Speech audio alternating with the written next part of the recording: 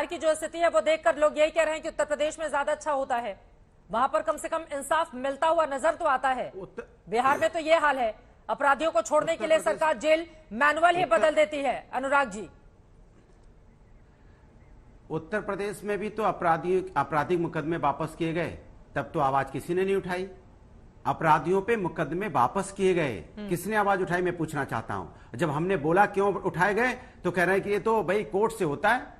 अब जबकि ये वीआईपी कल्चर खत्म होना चाहिए। मैं तो समाजवादी विचारधारा का व्यक्ति हूं, हमें तो वीआईपी कल्चर ही नहीं पसंद है।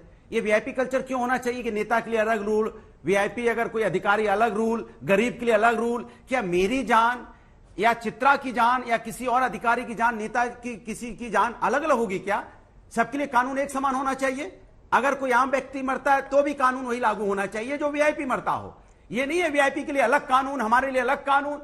तो मैं तो कहता हूं कि एक कानून होना चाहिए। में आपको वीआईपी नजर आ रहा है, बनाने की कोशिश कर रही है तो अच्छी बात है। मिस्टर भदौरिया, एक आईएएस अधिकारी में आपको वीआईपी नजर आ रहा है। मैं कह रहा हूं कि अगर सुनिए वीआईपी अगर आम आदमी की डेथ हुई होती तो क्या ये मैनुअल नहीं था, जेल मैनुअल नहीं है? भदौरिया जी, एक सेकंड इधर उधर लेकर मत जाइए। एक सेकंड सर, ये समाजवाद की आड़ मत लीजिए एक अपराधी को बचाने के लिए। मिस्टर भदौरिया एक सेकंड सुनिए। वो एक सम्मानजनक आईएएस ऑफिसर थे जिनकी लिंचिंग में जान गई थी, और आप इस तरह से कहेंगे ये गरीब की जान गई, वो गरीब की जान गई, इनकी गई, उनकी गई। वो एक अधिकारी था, अपनी ड्यूटी पर तैनात थे, 37 साल उनकी उम्र थी। आपको अंदाजा है उसके हिसाब? नहीं, चुप तो मैं रहूंगी, लेकिन आप बैठकर यहाँ पर समाजवाद की आड़ मत लीजिए ना। अनुराग बोलने भी नहीं दोगे? हाँ तो आपका अंदाजा लगा के मैं क्या करूंगा? नियम बदला, नीतीश कुमार ने सही किया गलत किया ये बताइए। अरे सर, आप इतिहास गिनाएंगे, टाइम नहीं है ना। कुछ एजेंडा चलाइए, आप चलाइए एजेंडा। बोलिए चित्रा जी मैं एजेंडा चलाने आई हूं। अरे मुझे बोलने नहीं दे रहे आप, इतनी देर बाद आए फिर भी मेरे ऊपर सवार है। अरे मेरी बात पूरी हो जाए फिर आप चिल्लाइएगा। आपको जो एजेंडा चलाना चलाइए।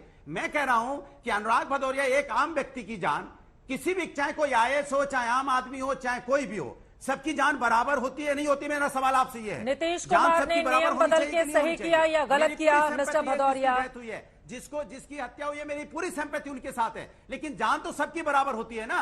आप अलग अलग क्यों बांटा जा रहा है? मेरा सवाल सीधा सा है। आप कुछ भी बोल रहे हैं अनुराग भदौरिया, थोड़ा सा दिमाग का इस्तेमाल कर लीजिए। क्या बोल रहे हैं अनुराग भदौरिया? मैं पूछ रही हूँ नीतीश कुमार ने जेल मैनुअल बदल के सही किया या गलत किया? यहाँ पर अनुराग भदौरिया की जान या चित्रा त्रिपाठी की जान की बात नहीं है। एक आदमी जिसकी जान जा चुकी है, ये उसकी बात है। सीधा सवाल, नीतीश ने सही किया या गलत किया? अब इधर उधर मत जाइएगा प्लीज। नहीं आई है आप, तैयारी से नहीं आई हैं आप, तैयारी से नहीं आई हैं आप। पूरा मैनुअल पढ़ के नहीं आई कि 20 साल की सजा किसको होगी भाई? इसमें आजीवन कारावास किसके लिए? 14 साल और 20 साल क्यों है ये बता दीजिए मुझे।